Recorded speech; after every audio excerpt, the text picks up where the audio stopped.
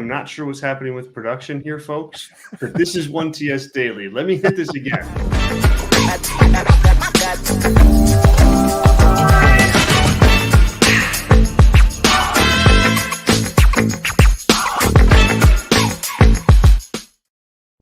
All right, let's try that again, ladies and gentlemen. Welcome in. It's 1TS Daily right here at One True Sport. I am the guy who can't hit the intro properly and or the internet is just lagging. So I clicked and it didn't hit. So I clicked again, which made everything go haywire. Anyway, super pumped to be here. Happy Friday. It's July 19th.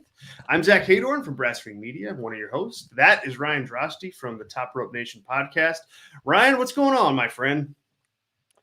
Zach, I got three things to say this morning. Okay. Number one, as I often say on this show, got my good coffee here.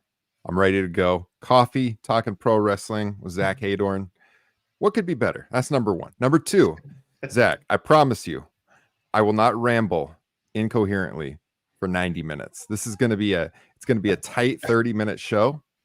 And number three, for no particular reason whatsoever, I'd like to give a shout out to the Iron Sheik. Rest in peace. You were always correct, sir. I love it. I love all of that. I don't know. I can't. I'm not sure that I can promise that I won't ramble for 90 minutes. You'll be coherent at least, Zach. Yes, but I can promise you it'll be coherent, at least from my perspective. But yeah, I like those 3 points. I think that's a good way to start the show here, and let's make 3 great points, and I think you nailed it, my friend. Especially that second one and that third one. I love it. Guys, this is Matthew in the chat. I think you're going to be disappointed in Zach if that's what you think, my friend. yeah. Clearly not a follower on Twitter.com. I've retweeted some things. I was a little trigger happy this morning on the retweet. Yeah. But correct in everything that I retweeted at the same time. So I'm confident. Yes. I'm confident in that. No, I might tear my shirt off. No, I mean, depends how hyped up Zach gets me going. I might tear my shirt off. We'll see. Oh man, I got to just figure out how to push your buttons. We've only been doing the show 2 weeks. So I really need to work hard to learn, okay, what is going to make Ryan Droste just rip the shirt off Hulk Hogan style. Guys, thank you so much for being here. We're live on YouTube. We're also live on Twitter. We're live Monday, Tuesday, Wednesday, Thursday, and Friday, 11 Eastern, right here on One True Sport on YouTube. If you haven't subscribed already, please do.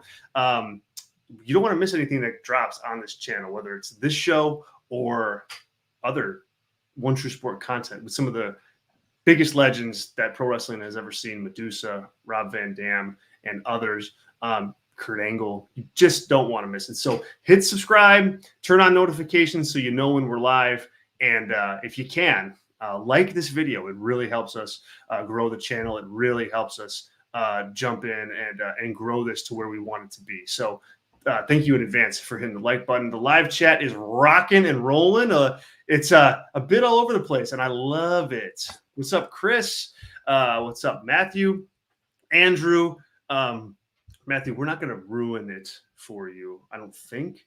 But Matt says here, it's all right. Thankfully, we can have different worldviews and still enjoy wrestling. We can enjoy wrestling. We need to have respectful worldviews, though, on this show. That's for Correct. Sure. So yes. I want to make that clear. But Matthew, thanks for being here, man. That's the most important thing. So glad you're here with us. If you are able to send a super chat, and willing and want to ask a question or make a comment, we'll get to all the super chats that we can as we discuss the news in wrestling today. So fire away, ask us anything, make a comment on anything, rant, rave. We'll make sure to get that up as we go through the show here. Ryan, I want to start in a place where we don't start too much or don't get to very often, really at all. Just because of the depth of news in the 2 major companies, WWE and AEW. But TNA has a pay-per-view this weekend on Saturday night. It is Slammiversary. from Montreal, Quebec, Canada. They've sold out this show. I think that is noteworthy for a couple different reasons. So let's start there, and then we'll go through the card. We're not going to preview it like match by match by match, but I did want to talk like high level TNA in terms of like their standing and the new partnership that they have with NXT and WWE. I think that's really interesting here that their first pay-per-view kind of with that promotion is sold out. So Ryan, is that an accident?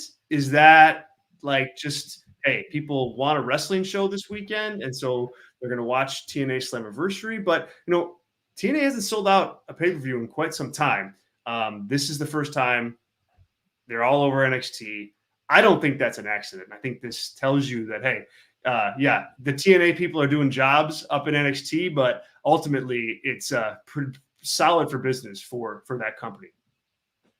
I mean, I think it has to be. We've talked on the show that it seemed like NXT was gaining more of a benefit from this relationship than TNA. And I mean, I would still say that, but I think the attendance number has to tell you that something's going on. I think, they're getting some help from the exposure that they've had with the working with WWE. So I think it's a benefit to them for sure. Now, I personally have not watched much TNA. I'm just going to tell you straight off. It's probably it's like third or fourth on my list of pro wrestling to watch. There's just so much wrestling on TV, Zach. It's hard to keep up with everything, especially if you have a family, and it's difficult, but I am going to try to catch this because there's a little bit of buzz about the show. Yeah, that's where I'm at with it. I mean, that's where I'm at with TNA kind of in general. Like I watch clips, weekly. I try to catch the big shows if they're noteworthy, and I'm going to do the same with this one. Try to catch it. There just is a lot of wrestling going on, but I think you're right. Like you see initially like, wow, just NXT is just butchering these guys, and it's just using and abusing TNA talent. But clearly, like at least in the short term here, it's done something for the TNA brand and company, or at least this promotion. Like I don't think it's an accident that Joe Hendry, for example, gets catching some fire, not just in TNA, but on NXT, where their viewership can be upwards of 5 times bigger than a TNA show. And now he's in the main event of this weekend, or at least part of the main event, and he's going to be wrestling for the world title. I don't think it's an accident that creates some buzz. So, I think if you're TNA, you're like, hey, this is great. We love this. Let's keep this thing going. So the card for this weekend, again, it's from Montreal, Quebec, Canada. It's TNA Slammiversary. Again, Saturday, July 20th on Fight TV Triller. The TNA World Championship is on the line in the main event. 6-man elimination match. Moose is the champion, defending against Josh Alexander, Steve Macklin, Nick Nemeth, Frankie Kazarian, and Joe Hendry. The TNA Knockouts Championship is on the line. Jordan Grace defending against Ash by Elegance, formerly known as Dana Brooke in WWE. This is my pick for match of the night, Ryan. TNA X Division Championship. Mustafa Ali against Speedball Mike Bailey. AJ Francis against PCO for the TNA Digital Media Championship.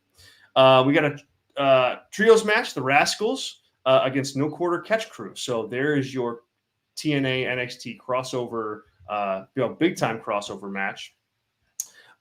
Matt Hardy against JDC, the System against Ace Austin and Chris Bay for the tag team titles, and then Mike Santana against Jake Something for just what's surely to be an opening match or middle of the card filler match. So I mean, it's a pretty good card. It's a pretty good card when you break it down. I mean, that Ali versus Speedball match, it's probably worth the price of admission, the $15.99 or whatever it is. I think that's going to be one heck of a match. And, honestly, like I have talked about Joe Hendry kind of being a one-hit wonder here on the show, but, that doesn't mean in the moment you don't like the one-hit wonder. And I think in this case, I'm going to be real. I'm interested to see like what they do, and do they hit go on a world title run for him? I think that's going to be really interesting to see. Are you pulling that trigger, Ryan? If you're booking TNA right now? I probably am, just because if you got to get this company some buzz any way you can, and they got a little bit of a bump here from WWE, as you said, but Joe Hendry is clearly over across both companies, and he's the guy people are talking about on social media. Yeah, he might be a one-trick pony for sure, but he definitely has a little buzz right now. So why not? I mean, we're not talking top title in the biggest wrestling company in the world right now. We're talking about a company that just needs to create buzz that sustains itself a little bit. So I would do it. What about you? Couldn't agree more. I don't even know that I can really add much to that. You of course you do it. Who knows, like, when the heat here and the momentum is going to dry up. So yeah, you use it while you can. And if you can get him on NXT and he's got the world title in his hands, like, hell yeah, like get him out there, like run with it. I mean, as you said, this company needs buzz. And like, part of the TNA problem is that any top star that they have is going to leave the company to go to WWE or AEW at some point in their run. I mean, it's inevitable. Nobody's going to stay with that company with, WWE money and AEW money going around. So while you have these guys, you got to take advantage. And so I am absolutely running with him here. I'd probably book it where he lasts till the end and pins Moose, to actually beat the champion. I mean, I'd go all the way with it. I would not hedge here, and I would not mess around. I'd go with it and, see what happens. I don't think he's going to like move the needle 10 times, but I do think it's a bit of a buzz that they need, on a small little TNA level. Yeah, agree 100%. Let's see. Matthew here is sending us a super chat. Thank you, Matthew. Appreciate you, man. It says Joe Hendry being the next big thing. He's really catching fire. Yeah, I mean, we talk about this. He's catching fire in like TNA minor league land, like, so next big thing, Matt. I don't know that I can go that far with it, and I won't go that far with it. He is a hot thing now in the seat league. I think that's a fair way to categorize. Next big thing at that level, for sure. At that level, yes. Yeah. Yes. And so soon to be not such a big thing in WWE or AEW, I'd say. I mean, do you think he's going to get signed? Do you think WWE will sign him? Maybe. I mean, if they think AEW is going to sign him, they probably will. I don't know that AEW would, though. I don't think they really they don't really have a spot for him right now. Yeah, I agree. Nah, I don't think so. Not anytime soon, anyways. Yeah. Especially when they can just use them like they are now, like in NXT. It's like that's the best of both worlds. They can grab them when they want to and not have to worry about like actually pushing him or actually, doing anything of substance. They can just use him whenever he wants. Exactly. Matt also comes in here about a little bit of our earlier conversation. Respect for sure. I won't be a butthole. Hey, that's all we ask. I was just trying to make people laugh. This Matthew Garrett, I love this man with all my heart and soul. I'm just going to put that out there. Of course we do. I just want to see you rip the shirt off. That's it. Hey, I mean, it's going to happen. It's not as hot outside as it was, Zach. If it was a little bit hotter, I might consider. Okay. All right. So any other thoughts on the show, Ryan? I mean, we'll see. We'll see what kind of buzz they generate coming out of the show. And, I'm going to try to catch as much of it as I can. And hopefully, we can do a little bit of a report on it on Monday. But anything else here on TNA Slammiversary from a preview perspective? Nah, I think we covered it. All right. Smackdown tonight. Another, big show for WWE. Coming out of a big angle last week with Solo Sikoa and Cody Rhodes. There's sure to be, follow up with that. What do you think's next in that chapter? I mean, they've got the match. It's going to be at SummerSlam. Where are you at with the development, and how do they grow this? With what do they have here? They've got about 3 weeks left before SummerSlam. How, especially in like talking about Solo Sikoa, we spend a lot of time talking about him And is he really ready for this spot? You know, they tried to paint him as this menacing heel figure last week. We talked, you know, that we kind of gave that thumbs in the middle, but now that the match is on, we're 3 weeks away. You know, what do they have to do here starting tonight to get that match as hot as it can possibly be? Yeah, I think, you know, like we talked about on Monday, they did a decent job of portraying him as a threat as best they could on SmackDown last week. You know, as far as like the production goes and the in-ring, the talking and everything, they've done a decent job of making him seem like a credible challenger, but I still look back to his history actually in the ring, which hasn't been all that impressive in recent months. So I think it might be to their benefit to give him some squash matches in the next couple of weeks over like some moderate names. I mean, not just local jobbers kind of thing, but like some moderate names that he totally dominates. Because, you know, as we've talked about in the past, it really, really seems like he was forced into this role, you know, starting because of the injuries that happened at the Rumble and then the changes with WrestleMania and everything. And, you know, his booking in the year prior just didn't seem like they were setting him up for this place. And he's really just in this stopgap position where he's in a match with Cody Rhodes that nobody thinks he has any chance of winning. And everyone just sees as kind of a side piece to get to Roman Reigns' return. So people just aren't going to be invested in the match whatsoever. So they need to continue to give you reason to think he is an actual threat to Roman or to Cody, because right now it's still about Roman and it's not really about Solo Sikoa. Yeah. Man, well said. Well said. And Eric here in our chat says, I think Roman will show up tonight. See, there we go again with the lagging internet. I don't know about that, Eric. If you do that, if he shows up that early, you really compound the issue that you just talked about there of like this really being a Roman thing and not like a Cody solo thing. If you bring back Roman tonight, you know, he immediately steps all over this feud. And the match you end up wanting to see is Roman against Solo, not Cody against Solo. So I think you save this for the pay-per-view. I think so much so that I think you do whatever finish you're going to do. Solo wins, Cody wins, you know, whatever, like whatever way you're going to go, you do that match exactly the way you want. And then you can have Roman come out and make that confrontation. But until then, yeah, I don't think he will. I don't think he should either. I think that'd be a bad move for the show. Yeah, agree. I do. I mean, I agree with what Matthew said at the super chat here, though. I mean, we've been kind of harping on this the last couple of weeks on the show that, and I have too, over on Top Rope Nation, that I just have always felt Cody Orton was the better direction, just from the star power perspective, this being SummerSlam. So, I mean, clearly they're doing Solo because of the Roman aspect to it. It just does not feel like not just a SummerSlam main event, but a SummerSlam main event for the top title in the promotion. You know, we're not talking about the Raw World title that they create out of thin air. We're talking about this is the WWE Undisputed, the #1 belt in the company.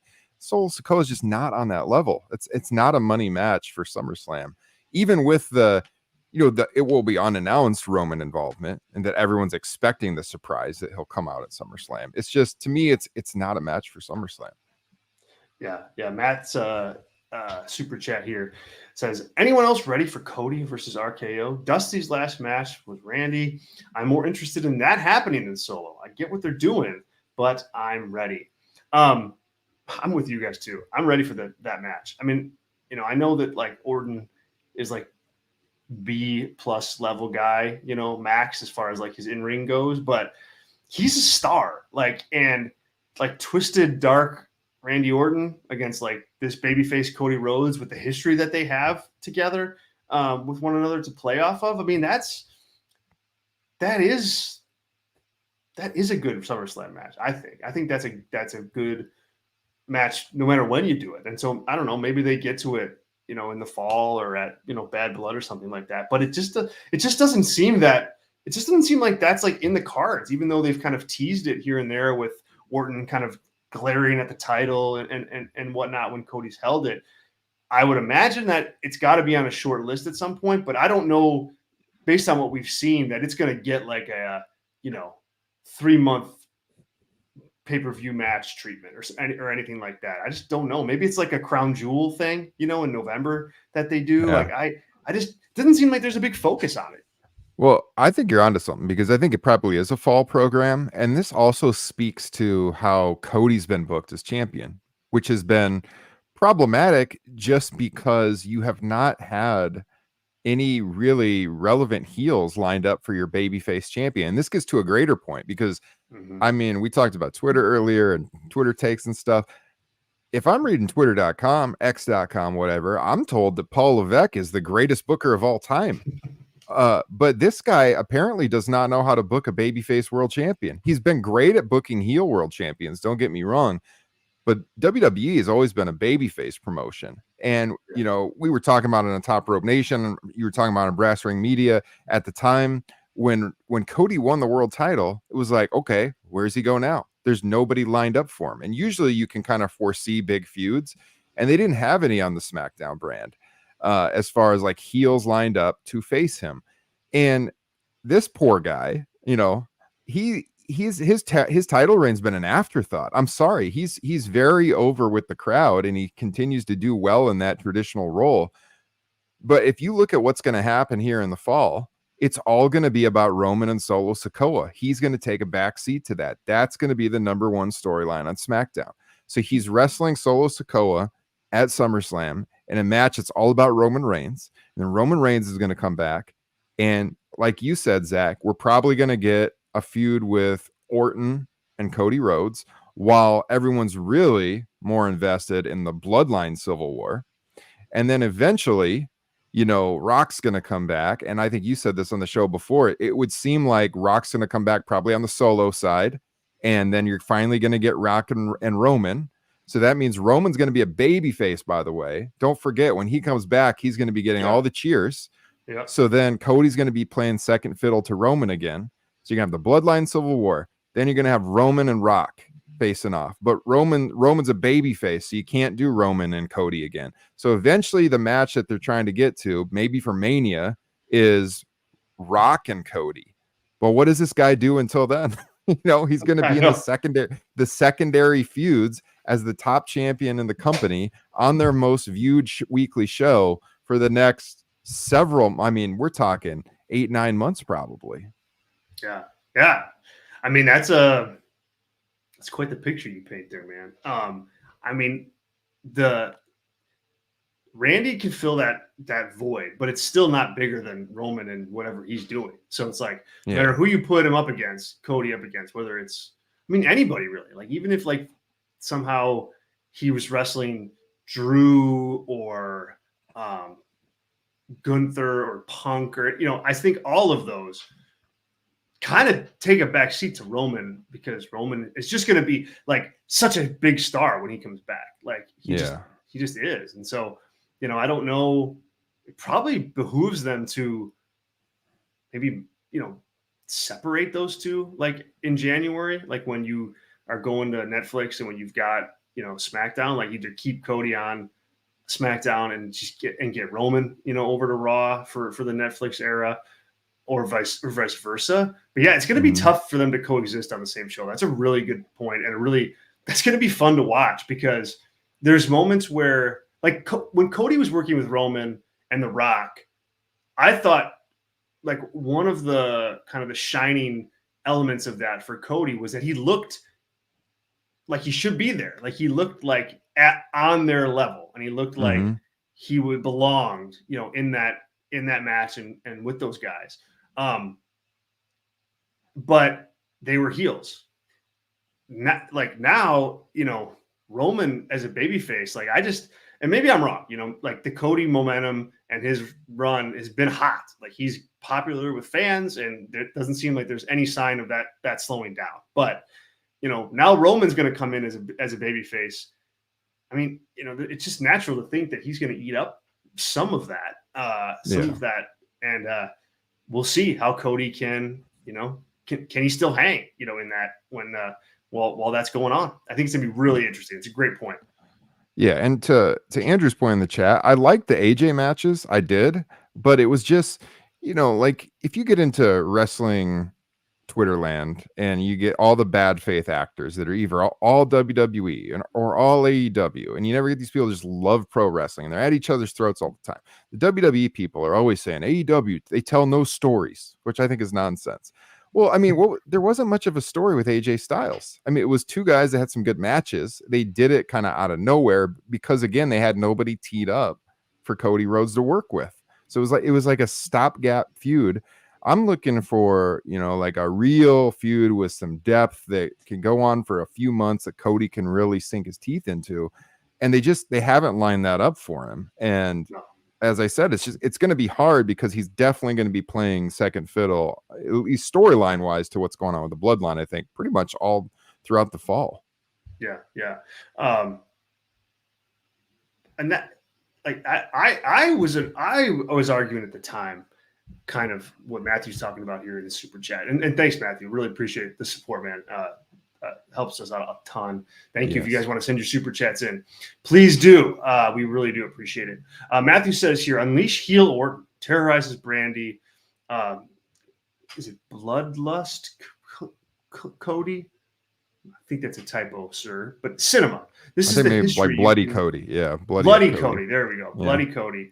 Cinema. This is the history you can draw on. Cody's gimmick is his life story, and so is Orton's. So yeah, they can do a lot with Orton and Cody. I thought that was like a good feud to come out of WrestleMania with, honestly. Like I thought that, like, kind of like a Brock thing. Do one match at Backlash, do another match like sometime early summer, and then do the big blow off at SummerSlam. Like I thought that would have been a nice kind of strong feud for him. There's another element of this that we should talk about, at least briefly, and that's like I just don't know that like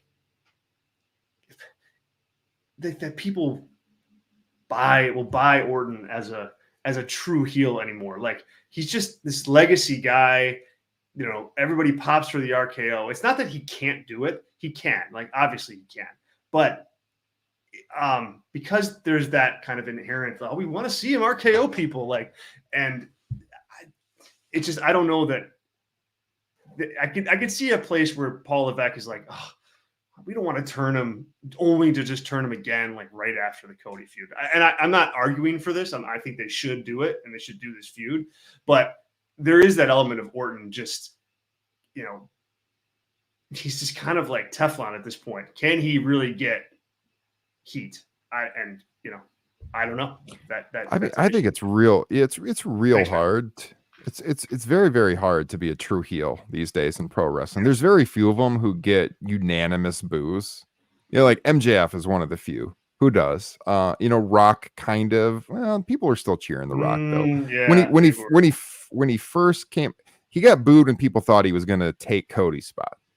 But after he backed out of that, then people are like, all right, he's cool again. And we like the final boss stuff, But I think, Orton has always been so much better as a heel. The whole character, the Viper, all that, like it's all heel stuff.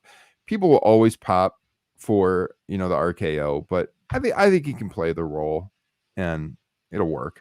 I mean, I can see your point that they might be saying like, oh, then we got to turn him back. But I just think you got to do it because you don't really have much else for your champion. And they got the natural history. So they don't. Yeah. For sure. Matthew also says here, Punts, Pop, Mama Rhodes, Brandy, and Pharaoh. Oh, God. Oh, Matthew, you crack me up, my friend. I want to get to one more from him here, too. Orton versus Rhodes versus Punk versus Drew. All right. Orton versus Rhodes, Punk versus Drew, Roman versus Fatu at Bad Blood. Yeah. It's a pretty good card. Yeah.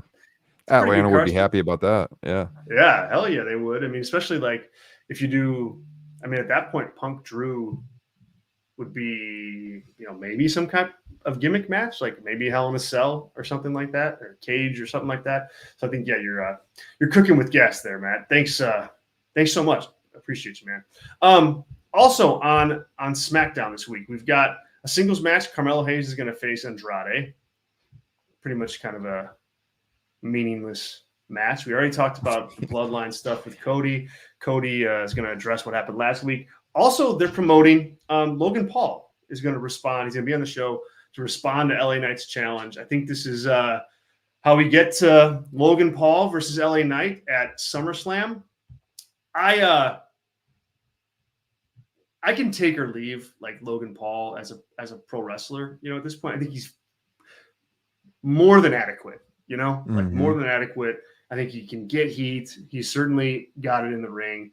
But there's just he's just not on the show enough, like to be like a really like a major difference maker. And I think his title run was always about making somebody, and helping make somebody else. And I think this is a good feud for LA Knight for SummerSlam. Like he's kind of just a step removed from the world title picture, maybe 2 steps. Now that Roman's back, he's a top babyface, but not like the top one. I think this is a good way to like get him some gold, get him a big SummerSlam match, get him an opponent that is gonna be in the headlines and kind of like is a clearly a guy that WWE sees as okay, this is a big match. If you get the Logan Paul match, that's a big match for you. And so I think this is a good spot for LA Knight, and I'm expecting them to finalize that match tonight. What do you think?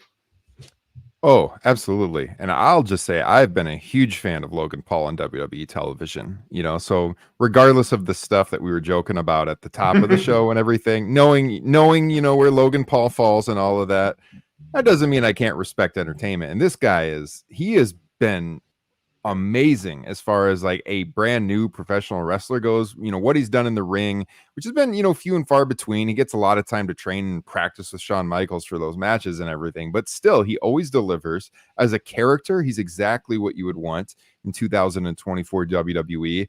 And yeah, you look at LA Knight and he's kind of lost some steam over the last few months because it seems like maybe they didn't have as much belief in him as the fans did, but he still gets good pops. And I mean, this match at SummerSlam, the crowd will be super into. Would like to see LA Knight get the win for sure. And I mean, I think it's a great spot for both guys. I'd open the show with this match. And kind of like, remember when Cena and Big Show opened WrestleMania 20 and like Cena won the United States Championship, like right off the bat, big pop, kind of like a definite moment that elevated him. And I'm not saying that the LA Knight's going to get to the Cena level. I'm just saying that it's that kind of match for me, where it could be just this really cool opener, good match.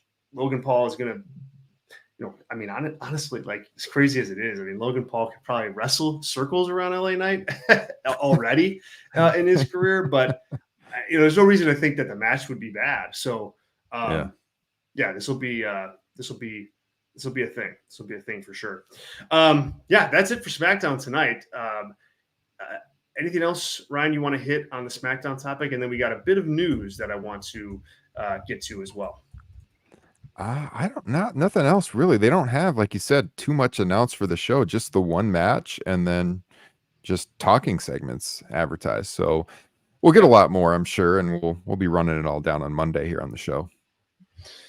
We sure will. Okay, let's do some quick hit news nuggets here. Motor City Machine Guns, Alex Shelley and Chris Sabin, they are free agents, and Dave Meltzer is reporting that there is belief within the pro wrestling industry that Shelley and Sabin are headed to WWE and not AEW. There was, obviously conversations had on both sides from both companies. They're picking WWE. Ryan, what do you think? I was a pretty big fan of those guys in the past. At this point, it doesn't really move me either direction. I mean, I'm happy for them. It makes sense, I guess. I'll tune in for it. It'll be fun. They're good in the ring. Yeah. I'm with you there, man. Like it's weird because I think on the surface you told me like, hey, Motor City Machine Guns are going to be free agents and they can sign with AEW or WWE. I think you'd be like, well, dude, go to AEW. I mean, that's where tag teams matter like a little bit more in theory. I don't think we've seen that in practice very much. Yeah, that's exactly right. Because right now their tag division is pretty barren. When AEW started, that was one of their great strengths. Is the tag division was awesome there when WWE really wasn't doing much. But right now, I mean, there would have been a real opportunity for them to shine there because the tag division is such an afterthought right now over there. But WWE, big exposure, money. I can't fault them. No, and that's what I was going to say too. It's like the WWE tag division isn't much better. Like it's worse probably. Like I just don't think it's going to get the focus in WWE. There's a chance that it might in AEW, but it's not getting main event focus in WWE. Like it just won't. So, but at the same time, there is a lot of exposure. They're certainly going to get paid well, and I mean, there's definitely matches that they can have in that company. It's not that, but like I guess from like Shelley and Sabin, like those guys, man, have just been around the horn, like Ring of Honor and TNA and the Indies, and I just saw them on an indie show here in Chicago a couple weeks ago, and they were fantastic. So it's like, part of me is like, you know what? Whatever you think is best, like you go and do. Go get the bag, get what you want. Like it's your last like big time contract, because they're getting older. They're getting up there. So it's kind of like good for them. That's kind of where I'm at on it. Yeah. Also, and last thing here, then we'll hit a couple super chats. The Wrestling Observer is also reporting that as of right now, there's a guest referee spot scheduled for a top SummerSlam match. Dave speculates that it's the grudge match between CM Punk and Drew McIntyre with Seth Rollins as the special guest referee. And so my question, Ryan, to you is should Seth Rollins be a referee on the second biggest show of the year on the WWE calendar? Like, what are we doing here? Ideally not, but I just the way that this is developed, he's kind of been there and on the periphery of the feud. And I just wonder if they're keeping him warm because they don't know if Punk's going to be cleared or not. And that, they can just insert him into the match if Punk can't go.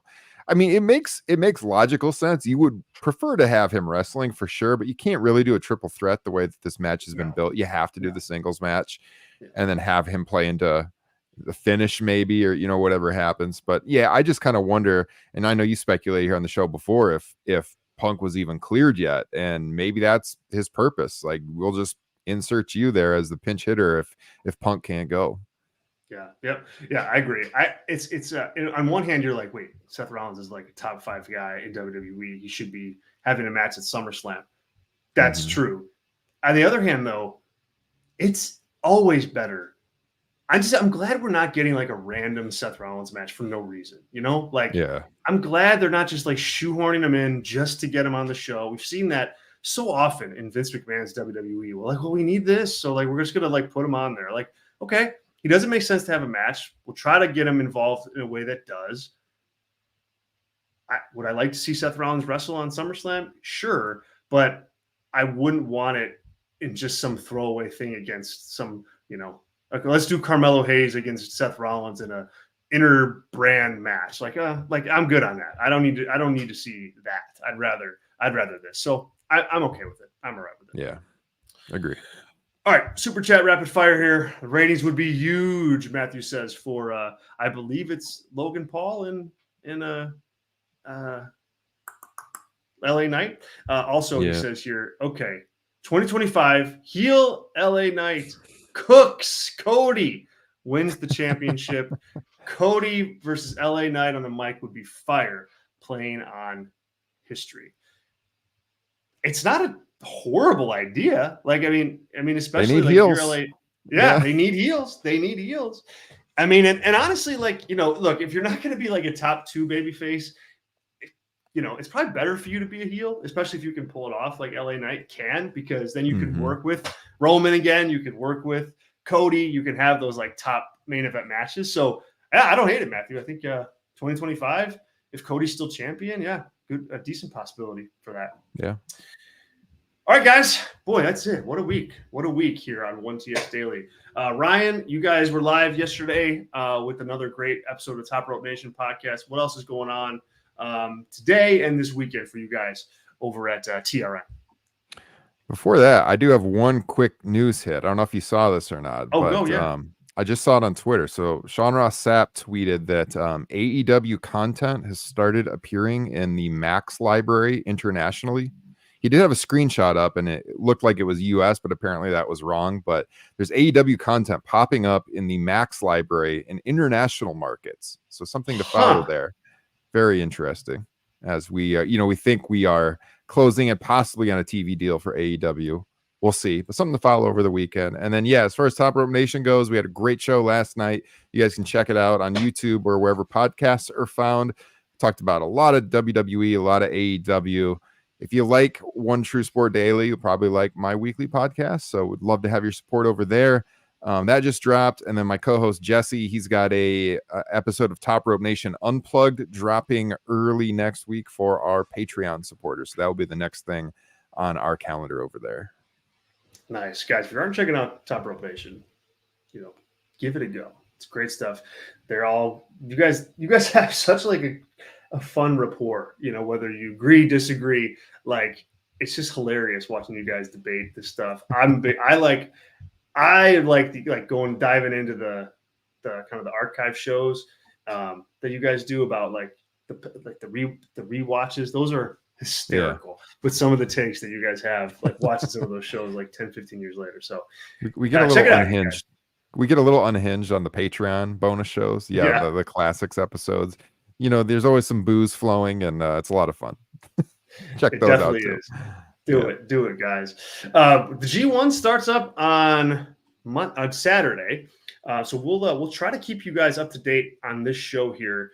As we go with results, we won't be able to review everything just because there's so much going on. But we'll try to kind of give a position of like what are the blocks looking like, who won what. For more in-depth analysis throughout that tournament, check us out at Brass Ring Media. We'll have reports up on that soon after every show.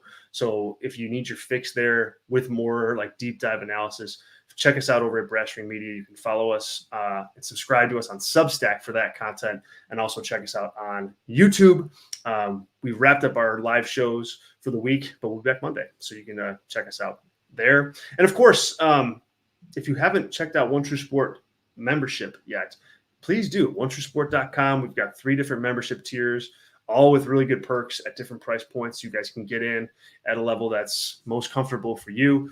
There's a ton of value there, guys. So give it a shot. It's OneTrueSport.com. There's also a fun merch store there where you can get some One True Sport merch. We got to get some 1TS Daily merch. Speaking of, we got to get some shirts or some hats or something. I got to put in a phone call about that. But I am in complete agreement. I would sport that on the show for sure. Yes, hell yes. But go there, check out what they've got. And once again, subscribe here on YouTube, and we will see you guys on Monday. Have a wonderful weekend. Thanks for a really great week, and we'll talk to you all real soon. See ya.